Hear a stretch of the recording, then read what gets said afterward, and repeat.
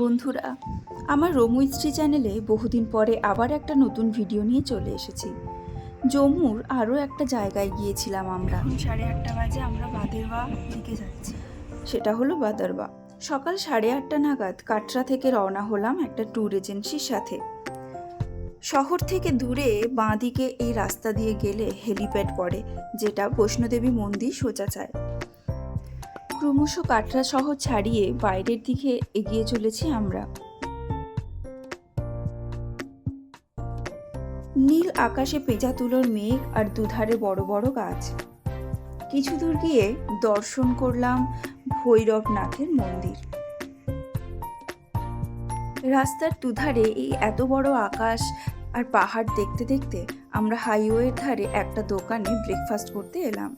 এখানে খেলাম কাশ্মীরের একটা লোকাল মেনু, যার নাম কালহারি। দেখতে ব্রেড স্যান্ডউইচের মতোই, দুটো ব্রেডের মাঝে পনির, টকঝাল টমেটো, পেঁয়াজ, ধনেপাতা স্টাফড দেওয়া। খেতে কিন্তু বেশ সুন্দর, আর সাথে গরম গরম চা। ব্রেকফাস্ট কমপ্লিট করার পর আমরা আবার বেরিয়ে পড়েছিলাম শ্যামাপ্রসাদ মুখার্জি টানেলের দিকে। 22 কিলোমিটার দীর্ঘ এই টানেল ক্রস করার পরে যদি সোজা এগিয়ে যাই তাহলে পড়বে অনন্তনাগ শ্রীনগর, কিন্তু না, আমরা গেলাম ডান দিকে ইউটার্ন নিয়ে ডোডা ডিস্ট্রিক্টের রাস্তা ধরে। এদিকেই পড়ে পাটনিটপ। দুধারে সাদা, গোলাপি, লাল বিভিন্ন ফুল দেখা যাচ্ছে, আর তার মাঝে হঠাৎ করেই দেখতে পেলাম একটা বরফে মোড়া সাদা পাহাড়, যদিও সেটা অনেক দূরে। ড্রাইভার বলল আমরা নাকি ওরই আশেপাশে যাচ্ছি। মাঝে মাঝে ধস নেমে রাস্তাটা খারাপ হয়ে গেছে, কিন্তু বেশিরভাগ রাস্তায় ভীষণ সুন্দর।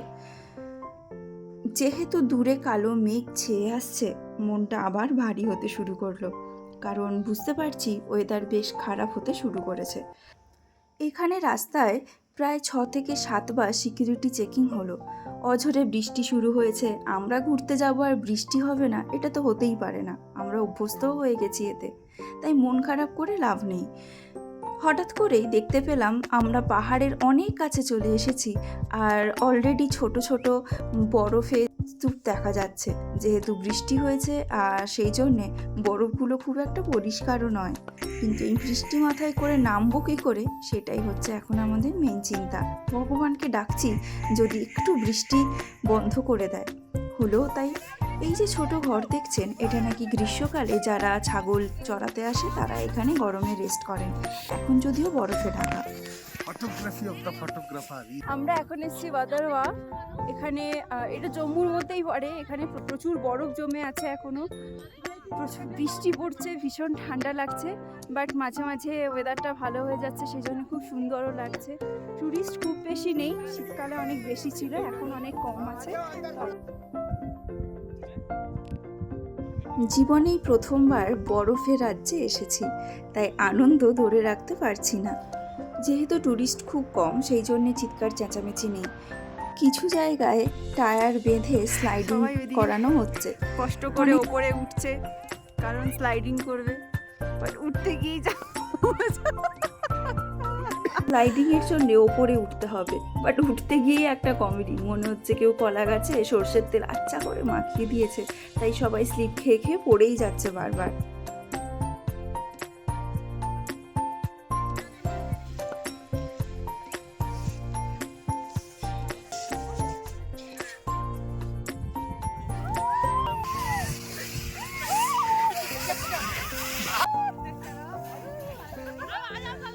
অপোজিট দিকে স্নোফল তো হচ্ছে না, বাট সবাই বরফ ছুঁড়ে ছুঁড়ে স্নোফলের মজা নিচ্ছে।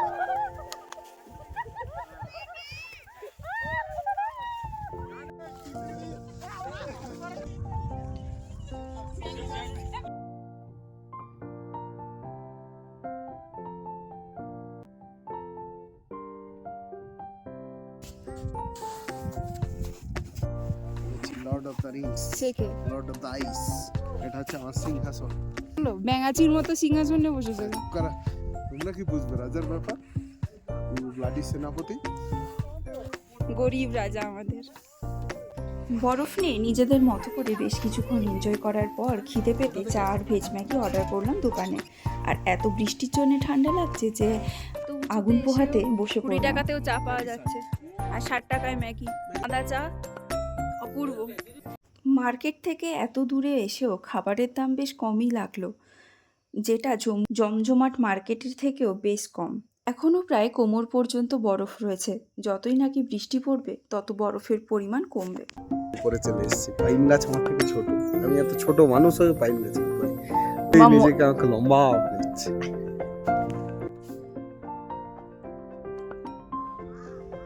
খেতে খেতে হঠাৎ বাংলা আর হিন্দির অদ্ভুত কম্বিনেশন শুনে মুখ তুলে চাইতেই দেখি শাড়ি পরা একদল বাঙালি মহিলা ম্যাগির অর্ডার করতে চাইছেন, কিন্তু বোঝাতে পারছেন না তারা আগে চা খাবেন তারপর ম্যাগি খাবেন। মিনিট পার্টি 5-এর এই কমেডি কনভারসেশন সবাই মিলে বেশ এনজয় করলাম। বেড়াতে গেলে বিভিন্ন মানুষের সাথে মিশলে বোঝা যায় বাইরের আড়ম্বরটা নিতান্তই ব্যক্তিগত।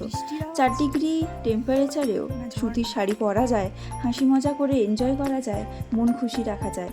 আসল আড়ম্বরটা হলো মনেরই। আরও ঘণ্টাখানেক পরে বৃষ্টির পরে পাহাড় ঠিক অন্য রূপ ধারণ করেছে। এই ছোট্ট ঝর্ণার পাশে তামারা রসুই, এখান থেকেই জ্যাকেট আর জুতো ভাড়া করেছিলাম আমরা। এরপর এগিয়ে যাচ্ছি আমাদের হোটেলের দিকে, এটা বাদরবাতেই। আজ আমরা এখানেই নাইট স্টে এটা করব। আমাদের রুম থেকে ভিউটা জাস্ট অসাধারণ, খালি চোখে আরও সুন্দর লাগছে। এইটা আমাদের রুমের ভিডিও, একটা বড় ব্ল্যাঙ্কেট দিয়েছে আর বালিশ আছে, এখানে ফ্যানও আছে, গ্রীষ্মকালে নিশ্চয়ই বেশ গরম পড়ে। আর এটা হচ্ছে ওয়াশরুম। এই হোটেলে ননভেজ খাবার পাওয়া যায় না, তবে আপনি যদি ননভেজ খেতে চান সেক্ষেত্রে ওনারা এনে দিতে পারেন এবং রান্নাঘর ছেড়ে দেবে আপনাকে, রাঁধতে হবে আপনাদেরই, ওনারা রাঁধবেন না। পরের দিন সকালে চলে এলাম চণ্ডীমাতার মন্দিরে। এখানে সকাল সকাল মায়ের দর্শন করার পরে আমরা আবার বেরিয়ে পড়লাম গুপ্তগঙ্গা বলে আরেকটা মন্দিরের উদ্দেশ্যে। যেতে যেতে লোকাল বাজার চোখে পড়ল। এখানকার বাজার দর অনেক আলাদা আমাদের ওখানের থেকে।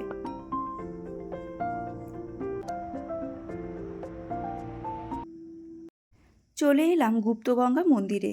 এখানে শান্ত পরিবেশ, খরস্রোতা নদী, তীব্র গর্জন সব মিলিয়ে এই জায়গাটাকে বেশ মোহময় করে তুলেছে। এখানে ফোন অ্যালাউড ছিল না, আমরা প্রথমে বুঝতে পারিনি। এখানে দাবি করা হয় পাণ্ডবদের অজ্ঞাতবাসের সময় ভীমসেনরা এখানে কিছুদিন ছিলেন। পাহাড়ের খাঁজে গুহার মধ্যে ওনার পায়ের চিহ্ন আজও অঙ্কিত আছে বলে অনেকেই দাবি করেন। ভেতরে শিব ঠাকুরের মন্দিরের মূর্তির ওপর ফোঁটা ফোঁটা করে জল পড়ছে অবিরাম, তাই একে গুপ্তগঙ্গা বলা হয়। জায়গাটা এত শান্ত আর তার সাথে নদীর গর্জন আর এই মনোরম পরিবেশটা মনটা বেশ কেড়ে নিল। এই গুহার দেওয়ালের কাছেই রয়েছে পাণ্ডবের ভীমসেনের পায়ের ছাপ।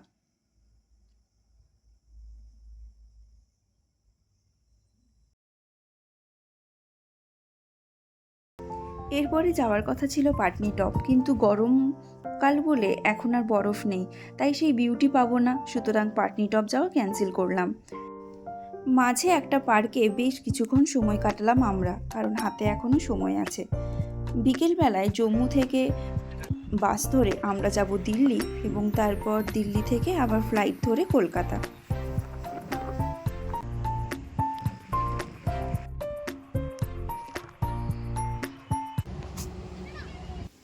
জম্মু শহরে এসে আমরা স্পেশাল থালি অর্ডার করলাম ভেজের, ভাত, রুটি, তড়কা, ডাল, মিক্সড ভেজ আর তার সঙ্গে ছিল স্যালাড।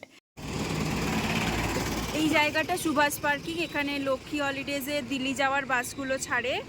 আর এই সাইডে নিউ বাস স্ট্যান্ড আছে, কিছু কিছু বাস এই নিউ বাস স্ট্যান্ডের দিক থেকেও ছাড়ে। সুভাষ পার্কিং থেকে সোজা হেঁটে বাঁদিকে বেঁকে নিউ বাস স্ট্যান্ডে এসে লক্ষ্মী হলিডেজের ভলভো বাসে উঠলাম।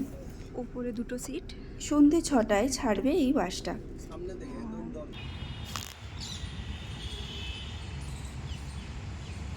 এখন পুরো 7:15 বাজে, বাসটা আমাদেরকে নামিয়ে দিল দিল্লিতে। পাক্কা 13 ঘন্টা লাগালো। ওখান থেকে দিল্লি মেট্রো করে আমরা পৌঁছে গেলাম দিল্লি এয়ারপোর্টে। বিকেলের ফ্লাইট ছিল বলে খুব সুন্দর সানসেট দেখলাম এবং অনেক সুন্দর স্মৃতি ও ভালো লাগা নিয়ে পৌঁছলাম নিজের শহরে। ভিডিওটা কেমন লাগলো জানিও, ভালো লাগলে লাইক করো, কমেন্ট করো আর প্লিজ শেয়ার করো। Thank you.